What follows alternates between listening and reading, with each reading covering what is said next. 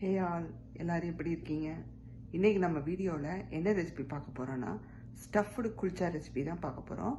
வாங்க இந்த ரெசிபிக்கு என்னென்ன தேவை, எப்படி பண்ணலான்னு பார்க்கலாம். ஸ்டஃப்டு குல்ச்சா பண்ணுறதுக்கு ஃபஸ்ட்டு நம்ம மாவை ரெடி பண்ணி வச்சுக்கணும். அந்த மாவுக்கு என்னென்ன தேவைன்னு பார்த்துக்கலாங்க. நான் 1 கப்புக்கு மைதா மாவு எடுத்திருக்கேன். நீங்கள் கோதுமை மாவுலையும் பண்ணலாம். மைதா வேணுங்கிறவங்க நான் பண்ணுற மாதிரியே மைதாவில் பண்ணிக்கோங்க. கோதுமை மாவில் ட்ரை பண்ணணுன்னா தாராளமாக கோதுமை மாவு எடுத்துக்கலாம். அண்ட் இதுக்கு இந்த மைதா மாவு கூட என்னென்ன சேர்க்க போகிறோம்னு பார்த்தீங்கன்னா 1/2 கப்புக்கு தயிர் எடுத்துக்கணும். நல்லா கெட்டி தயிராக இருந்தாலும் ஓகே தான். அண்டு சால்ட் தேவையான அளவு, அப்புறம் பேக்கிங் பவுடர் 1 டீஸ்பூனுக்கு தேவைப்படும். பேக்கிங் சோடா 1/4 டீஸ்பூனுக்கு தேவைப்படும். இதை மட்டும் வச்சு தான் மாவை நல்லா நம்ம சாஃப்ட் டோவாக பிசைஞ்சு ரெஸ்டிங்க்கு விட போகிறோம். எடுத்து வச்ச இன்க்ரீடியன்ஸை மாவில் சேர்த்து கலந்துடலாங்க. இந்த மாவில் ஃபஸ்ட்டு நம்ம சேர்க்கக்கூடியது எடுத்து வச்சுக்கிற உப்பு, பேக்கிங் பவுடர், பேக்கிங் சோடா, இதை சேர்த்துட்டு ஃபர்ஸ்ட் கலந்து விட்டுருங்க அந்த ட்ரை இன்கிரீடியன்ஸை.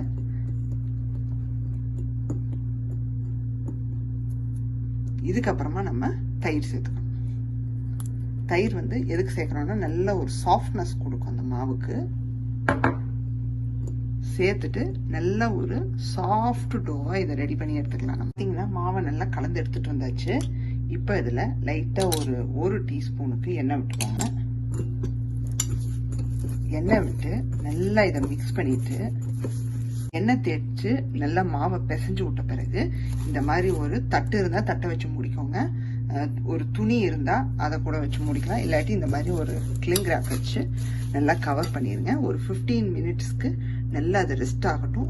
பார்த்தீங்கன்னா நம்ம ஸ்டஃபிங்க்கு என்னென்ன வெஜிடபிள்ஸ் தேவைன்னு சொல்லிக்கிறேன். நம்ம என்ன வெஜிடபிள்ஸ் வேணாலும் எடுத்துக்கலாம். பட் நான் எடுத்தது பட்டாணி, பீன்ஸ் அண்டு உருளைக்கிழங்கு எடுத்திருக்கேன். இது எல்லாத்தையும் வேக வச்சு நல்லா மசிச்சுக்க போகிறோம். ஸோ குக்கரில் கொஞ்சமாக தண்ணி விட்டு நம்ம ஒரு 2 விசிலுக்கு குக் பண்ணி எடுத்துக்க போகிறோம். அப்போ தான் மசிச்சு நம்ம அதில் ஸ்டஃப் பண்ணும்போது ஈஸியாக இருக்கும். அண்ட் இது கூட நம்ம பன்னீரும் கொஞ்சம் சேர்த்துக்க போகிறோம். நல்லா துருவி சேர்த்துக்க போகிறோம். அண்ட் சீஸ் சேர்த்துக்க போகிறோம். இது முதல்ல இதை வேக வச்சு எடுத்துக்கலாங்க. எடுத்ததுக்கு அப்புறமா பன்னீரையும் சீஸையும் போட்டு ஸ்பைசஸை போட்டு நம்ம மிக்ஸ் பண்ணிடலாம். பார்த்தீங்கன்னா நான் அந்த வெஜிடபிள்ஸ் குக் பண்ண வெஜிடபிள்ஸை நல்லா வேக வச்சு மசிச்சு எடுத்து ரெடியாக வச்சுட்டேன். இப்போ இதில் நம்ம என்னென்ன சேர்க்க போகிறோம்னு பார்த்தீங்கன்னா ஃபஸ்ட்டு மசாலா பொடிகளை சேர்த்துடலாங்க. மிளகாத்தூள் உங்களுக்கு எந்த அளவுக்கு காரம் பிடிக்குமோ அந்த அளவுக்கு பார்த்து சேர்த்துக்கோங்க.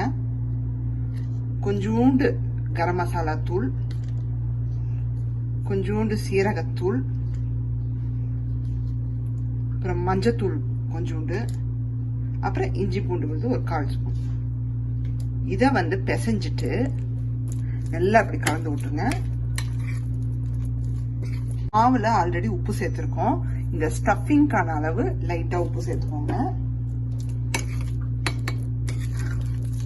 சேர்த்து இதை நீங்க பேன்ல எல்லாம் குக் பண்ண வேணாம். இப்படி ட்ரையா நீங்க ஒரு பவுல்ல போட்டு மிக்ஸ் பண்ணாலே போதும்.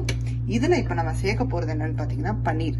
நல்லா பாருங்க, இந்த மாதிரி பூ மாதிரி துருவி வச்சிருக்கிற பன்னீரை உள்ள சேர்த்துருங்க. அண்ட் சீஸ், நான் மொசரல்லா சீஸ் எடுத்து நல்லா துருவி வச்சிருக்கேன். ஸோ அதை சேர்த்துக்கலாம். கொஞ்சம் கட்டியாக இருந்தாலும் ஓகே தான். ஏன்னா அது மெல்ட் ஆகி உள்ள உங்களுக்கு இந்த மசாலாவோட வெஜிடபிள்ஸோட வரும்போது ரொம்ப இப்போ இதெல்லாத்தையும் சேர்த்து நல்லா கம்பைன் பண்ணி விட்டுருங்க. இது பார்த்தீங்கன்னா நீங்கள் அந்த சீஸும் பன்னீரும் போட்டு மிக்ஸ் பண்ண பிறகு இதை ஓரமாக வச்சிருங்க. இந்த மாதிரி ரெடி பண்ணி வச்சுக்கோங்க. அண்ட் இன்னொன்று, நம்ம மாவு மேலே, தட் மீன்ஸ் மாவு நம்ம ஸ்டஃபிங் வச்சு நல்லா ரோல் பண்ண பிறகு அது மேலே நம்ம என்ன பண்ண போகிறோம்னா ஒரு ஸ்ப்ரெட் ஒன்று பண்ண போகிறோம். என்னன்னு பார்த்தீங்கன்னா பூண்டும் கொத்தமல்லியும் நல்லா பொடி பொடியாவோ இல்லை நீங்கள் துருவியோ வச்சுக்கோங்க. பூண்டை எப்படி உங்களுக்கு வருமோ அந்த மாதிரி நல்லா பொடி பொடியாக சாப் பண்ணி அதில் கொத்தமல்லியையும் போட்டு நான் மிக்ஸ் பண்ணி வச்சுருக்கேன். இதை மேலே அப்படியே நம்ம டேப் பண்ணி விட போகிறோம். ஸோ இதையும் ரெடி பண்ணி ஓரமாக வச்சுருங்க. இப்போ நம்ம மாவை எடுத்து பிசையறதுக்கு மாதிரி பாருங்கள் எந்த அளவுக்கு அப்படியே சாஃப்டாக இருக்குன்னு. ஃப்ளோரில் கொஞ்சம் இந்த மாதிரி மாவு போட்டுக்கோங்க. அப்போ தான் உங்களுக்கு அந்த ஸ்டிக் ஆகும்போது கொஞ்சம் மாவு அப்ளை பண்ணிக்கோங்க. அவ்வளோதான். அப்ளை பண்ணிட்டு ஒரு வாட்டி நல்லா நீட் பண்ணிக்கோங்க. செஞ்சதுக்கு அப்புறமா இந்த மாதிரி போர்ஷனாக பிரித்து வச்சுக்கோங்க. உங்களுக்கு எந்த சைஸ் வேணுமோ அந்த சைஸ்க்கு பிரித்து வச்சுக்கோங்க.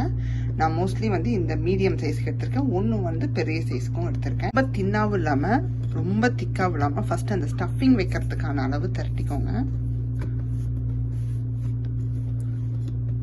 நம்ம ஸ்டஃபிங்கை வச்ச பிறகு ரோலர் தேவையில்லை, கையில் வச்சே நம்ம டேப் பண்ணி விட்டுற போகிறோம்.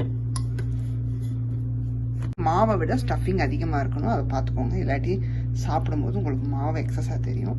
அப்படியே வந்து பின் மாதிரி இப்படி நான் பண்ணுற மாதிரி இப்படி ரோல் பண்ணி எடுத்துக்கோங்க.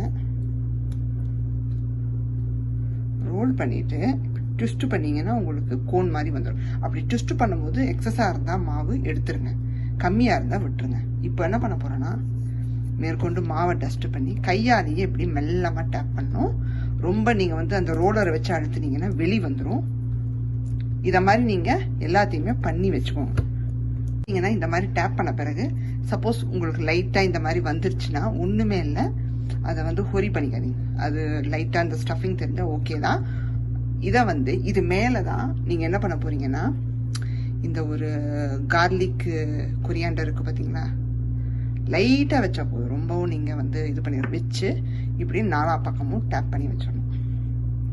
ஸோ தட் இது டோஸ்ட் ஆகி வரும்போது செமையாக இருக்கும். இதுக்கு வந்து சைட் டிஷ்ஷே தேவையில்லை, இதை டோஸ்ட் பண்ணி நீங்கள் சாஸ் வச்சு சாப்பிட்டாலே போதும். இதுக்கு வந்து எந்த ஒரு சைட் டிஷ்ஷும் தேவை. இந்த மாதிரி நீங்கள் ரெடி பண்ணி இப்படி எடுக்கும்போது உங்களுக்கு வந்துடும், ஒன்றுமே ஆகாது. ஏன்னா நம்ம ரோல் பண்ணதை சப்பாத்தி பேனில் போட்டாச்சு. ஸோ நம்ம நார்மலாக வந்து நல்லா 2 பக்கமும் டோஸ்ட் பண்ணி எடுக்க போகிறோம். இதுக்கு வந்து எண்ணெய் யூஸ் பண்ணிக்கிட்டாலே போதும். இன்கேஸ் ஒரு ரிச்னஸ்க்கு பட்டர் போட்டால் நல்லா இருக்கும்னு நினச்சிங்கன்னா தாராளமாக பட்டர் போட்டுக்கலாம். இப்போ நான் திருப்பி போட்டிருக்கேன். திருப்பி போட்டு தீர கொஞ்சம் ஆயில் விட்டுக்கோங்க. நம்ம பேஸ் சைட்லையும் கொஞ்சம் ஆயிலை அப்ளை பண்ணிக்கோங்க.